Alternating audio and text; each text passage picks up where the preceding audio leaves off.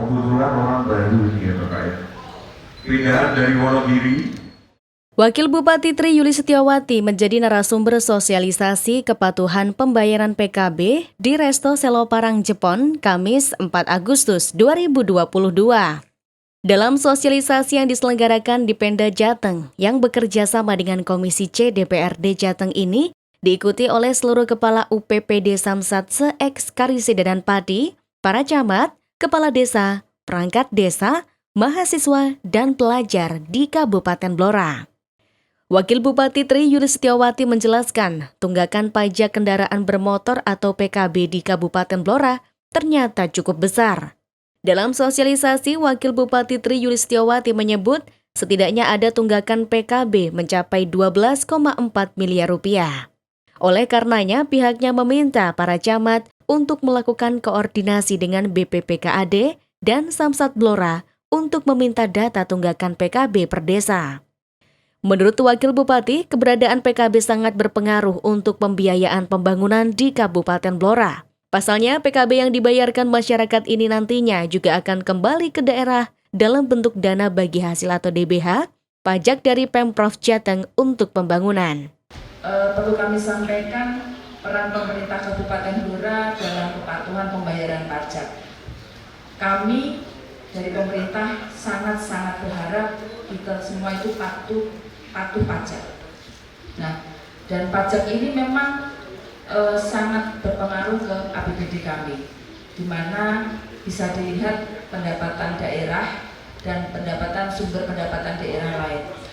Pendapatan daerah kami bisa disebutkan semua hak daerah yang diakui sebagai penambahan nilai kekayaan bersih dalam periode tahun anggaran yang berkenan. Dan sumber pendapatan daerah kami ada 3, yaitu pendapatan asli daerah, kemudian pendapatan transfer, pendapatan lain yang sah. Nah, di pagi hari ini termasuk pendapatan kami bagi hasil dengan provinsi dan pajak kabupaten, diantaranya next mas. Nah, Bapak Ibu bisa lihat ini di tahun ini kami berkomitmen bahwa pajak kabupaten ada 11 poin, dan bagi Bapak Ibu kita ada program BPKAD kemarin menyampaikan bagaimana kalau di bulan Agustus ini kita punya satu program untuk bagaimana denda pajak daerah itu dihapus. Itu salah satu caranya juga. Next mas. Selanjutnya, transfer antar daerah terdiri atas pendapatan bagi hasil dan bantuan keuangan. Dan dana bagi hasil dari pemerintah provinsi merupakan penerimaan penting untuk menunjang pembangunan yang bersinambungan baik fisik maupun non fisik di Kabupaten Blora, yang salah satunya berasal dari sektor penerimaan bagi hasil pajak kendaraan bermotor. Perlu kami sampaikan juga, sebenarnya kami punya satu ide, satu gagasan bagaimana dalam pajak kendaraan bermotor ini kami juga akan menitipkan terkait dengan retribusi parkir. Karena retribusi parkir ini salah satu pendapatan kita yang agak lumayan bisa menyumbang PAD yang luar biasa. Kalau dibandingkan dalam satu hari, katakanlah Bapak Ibu keluar parkir 1000 kali berapa, tetapi dalam satu tahun seandainya retribusi parkir itu bisa 25.000 atau maksimal 50, itu pendapatan di PAD jelas, Bapak Ibu juga pengeluarannya sangat jelas. Satu hari bisa parkir 5.000, kalau dalam satu tahun katakanlah 25.000, itu sangat mengurangi panjenengan. Nah, ini yang baru kita godok Pak Sus, nanti bagaimana dengan pemerintah provinsi untuk mengabulkan keinginan kami ini biar pendapatan kami ini jelas dan jelas dari pendapatan, jelas dari aturan.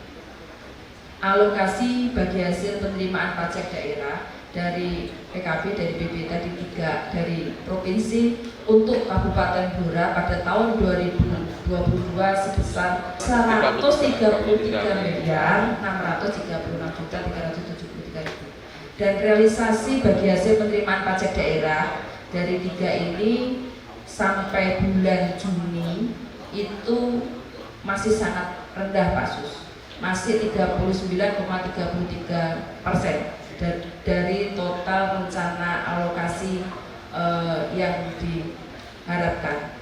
Dan kami berharap sesuai kondisi di lapangan, ternyata masih terdapat banyak pihak yang belum melakukan pembayaran atau pelunasan pajak kendaraan bermotor, ditambah lagi pada masa pandemi COVID-19, sehingga target realisasi per semester 1 belum tercapai sebesar 50%. Makanya Bapak Ibu OPD yang hadir hari ini tolong sosialisasi ke desa, ke masyarakat untuk tetap digalakkan bagaimana kita taat pajak. Dalam kesempatan ini juga hadir anggota Komisi C DPRD Jawa Tengah, Padmasari Mestika Jati SIPMSI, sebagai narasumber yang menyampaikan materi manfaat pajak kendaraan bermotor untuk pembangunan daerah dan implikasi Undang-Undang Nomor 1 Tahun 2022 tentang perimbangan keuangan pusat dan daerah yang di dalamnya juga mengatur pembagian DBH pajak kendaraan bermotor. Sedangkan perwakilan dari Satlantas Polres Blora, yakni Ibda Muhammad Nur Taufik SH, yang juga menyampaikan materi tentang penerapan ETLE dalam meningkatkan kepatuhan wajib pajak. Tim Liputan melaporkan.